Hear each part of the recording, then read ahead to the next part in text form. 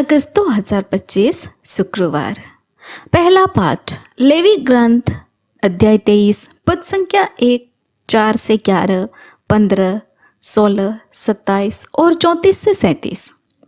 प्रभु ने मूसा से कहा, प्रभु के पुण्य पर्व जिन्हें समारोह के साथ निश्चित समय पर मनाना चाहिए इस प्रकार है। पहले महीने के 14वें दिन संध्या समय प्रभु के आदर में पास्का है और उसी महीने के 15वें दिन प्रभु के आदर में बेखमीर रोटियों का पर्व है। तुम 7 दिन बेखमीर रोटियां खाओगे।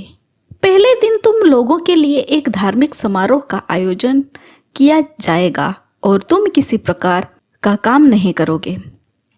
तुम 7 दिन प्रभु के नैवेद्य चढ़ाओगे।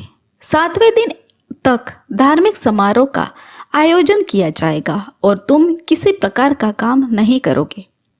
प्रभु ने मूसा से कहा, इज़राइलियों से यह कहो, जब तुम उस देश में पहुंच जाओगे जिसे मैं तुम्हें देने जा रहा हूं और तुम वहां फसल काटोगे, तो तुम अपनी फसल का पहला फूला पुरोहित के पास ले जाओगे। वह विश्राम दिवस के दूसरे दिन उसे प्रभु के सामने प्रस्तुत करेगा, जिससे तुम्हें ईश्वर की कृपा दृष्टि प्राप्त हो जाए। विश्राम दिवस के दूसरे दिन जब तुम चढ़ावे का फूला लाते हो, उसी दिन से तुम पूरे 7 सप्ताह गिनोगे।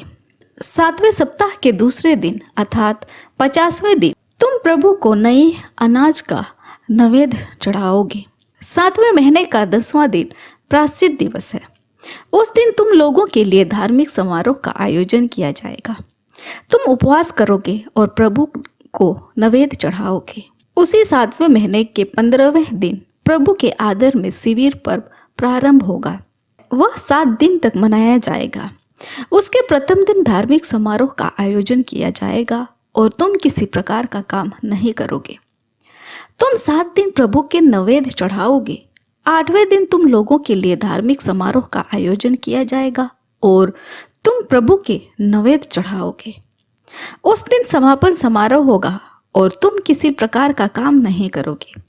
यह प्रभु के पर्व है जिनमें धार्मिक समारोह का आयोजन करोगे और प्रत्येक की विधि के अनुसार प्रभु को नैवेद्य, होम, बलिदान और तर्पण चढ़ाओगे। यह प्रभु की वाणी है। ईश्वर को धन्यवाद। भजन अनुवाक्य। हमारे शक्तिशाली ईश्वर का जयकार करो। नया गीत गाओ, डफली बजाओ, सुरीली वाणी तथा तानापुर सुनाओ। पूर्णिमा के दिन, हमारे उत्सव के दिन नए मांस की तुरही बजाओ। अनुवाक्य। हमारे शक्तिशाली ईश्वर का जय जयकार करो। यह तो इज़राइल का विधान है, याकूब के ईश्वर का आदेश है। जब वह मिस्र के विरुद्ध उठ खड़ा हुआ तो उसने यूसुफ के लिए यह नियम बनाया। अनुवाक्य। हमारे शक्तिशाली ईश्वर का जय जयकार करो। तुम लोगों के बीच कोई पराया देवता ना हो। तुम किसी पराये देवता की आराधना मत करो। मैं ही तुम्हारा प्रभु ईश्वर हूँ। मैं ही तुम्हें मिस्र से निकाल लाया। अनुवाक्य। हमारे शक्तिशाली ईश्वर का जय जयकार करो। जय घोष। हालेलुया। प्रभु का वचन सदा ही बना रहता है। इस वचन का सुसमाचार आप लोगों को मिला है। हालेलुया। संत मत्ती के अनुसार आज का पवित्र सुसमाचार अध्याय 13 पद संख्या 54 से 58। यीशु अपने नगर आए और लोगों को उनके सभागृह में शिक्षा देने लगे। वे अचंभे में पड़कर कहने लगे, इसे यह ज्ञान और यह सामर्थ्य कहाँ से मिला? क्या वह बढ़ई का बेटा नहीं? क्या मरियम इसकी माँ नहीं? क्या याकूब, यूसुफ, सिमोन और यूदस इसके भाई नहीं? क्या इसकी सब बहनें हमारे बीच में नहीं रहती? तो क्या यह सब इसे कहाँ से मिला? और वे यीशु में विश्वास नहीं कर सके। यीशु ने उनसे कहा, अपने नगर और अपने घर के नबी का आदर नहीं होता।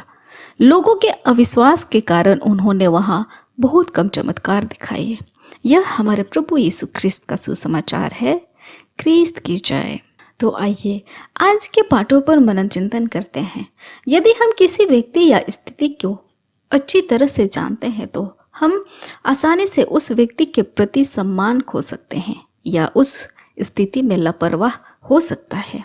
यही प्रभु यीशु के साथ हुआ। जो उनके साथ रहते थे, उनके साथ समय बिताते थे, वे यीशु को केवल बढ़ई के रूप में ही नहीं देख रहे थे, परंतु उसकी आंखें यीशु के प्रभुत्व को नहीं पहचान पाई।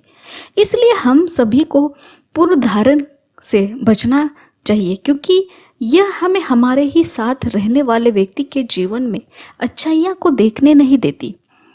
जॉन मेरी वियानी को सब एक कमजोर दिमाग वाले व्यक्ति के रूप में समझते थे, परंतु उन्होंने अपने पवित्र जीवन द्वारा आर्स के पल्ली का नवीनीकरण कर दिया। जिस प्रकार प्रभु बाहरी रंग रूप नहीं देखता, परंतु मनुष्यों के हृदय को देखता है और उन्हें आशीर्वाद देता है, हमें भी भले ही कम ही किसी के भी क्षेत्र से हो, कोई सा भी वेशभूषा पहनते हो, प्रभु हमारे हृदय को देखते हमें आशीष देता है। संत जॉन मेरी वियानी का जीवन और मध्यस्थता द्वारा हम सबके जीवन में आशीष आए। आमीन। आप सभी को जय यीशु।